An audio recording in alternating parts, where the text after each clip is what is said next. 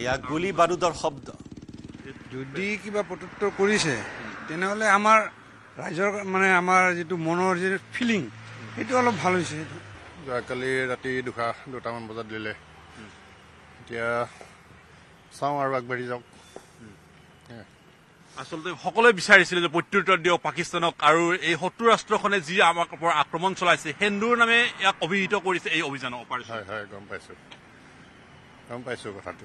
হয়, এতিয়ালৈকে 9টা মিছাইল গৈছে, 9টা 13 চাইটতহে আঘাত কৰিছে। পাকিস্তানো হুংকাৰ এটা দি আছে, কিন্তু নোৱাৰিব তেওঁলোকে, আৰু সমগ্ৰ দেশবাসী একত্ৰিত হৈ আছে তাৰ কাৰণে।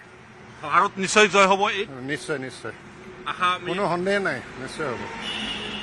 সম্পূৰ্ণ প্ৰি প্লেনত এই কাম আৰম্ভ হৈছে, আৰু গতিকে এয়া এক স্বাভাৱিকতে ভাৰতৰ জয় নিশ্চিত। সকলো অপাৰেশ্যনত প্লেনিং দৰকাৰী, প্লেনিং থাকিবই, আৰু প্লেনিঙত তেনেকৈ আগবাঢ়ি গৈছে। কেনেকুৱা হৈছে? মইতো এইটো আৰু আমাৰ পাকিস্তানে আমাৰ ভাৰতবৰ্ষক সদায় আমাৰ হেৰি কৰি থাকে, গতিকে মই এইটো প্ৰত্যুত্তৰ দিয়াৰ কাৰণে মই ভালে পাইছোঁ।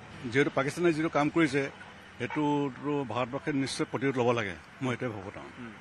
এই পৰিকল্পিত হিচাপে প্ৰত্যুত্তৰ দিছে, আৰু আমি জানাত কোনো পৰ্যটকক এনেকে নিৰীহভাৱে গুলীয়াই হত্যা কৰা আমি কেতিয়াও দেখা নাই। গতিকে ইয়াত আমাৰ মানে অন্তৰত এনেকুৱা জুই জ্বলি আছে যে মানে লগে লগে যেন এই উগ্ৰপন্থীবিলাকক আমি নিশেষ কৰিব পাৰে আমাৰ দেশে। গতিকে আমি এই আহ্বান কৰিছোঁ। আপোনাৰ পৰা জানিব বিচাৰিম, যদি দেশ মাতৃৰ কাৰণে প্ৰাণ উচৰ্গা দিব লাগে সকলোৱে সাজু আছো? একদম সাজু আছোঁ।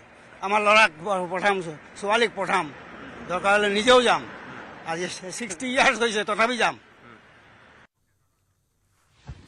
আৰু এয়া ভাৰতৰ জনতা, এয়া অসমৰ জনতাই হওক, ভাৰতৰ জনতাই হওক, সমস্বৰে আজি ভাৰতীয় সেনাক মনোবল দিয়া পৰিলক্ষিত হৈছে। চৌদিশে বন্দে মাতৰম, জয় হিন্দ ধ্বনি, ভাৰতীয় সেনাৰ জয়।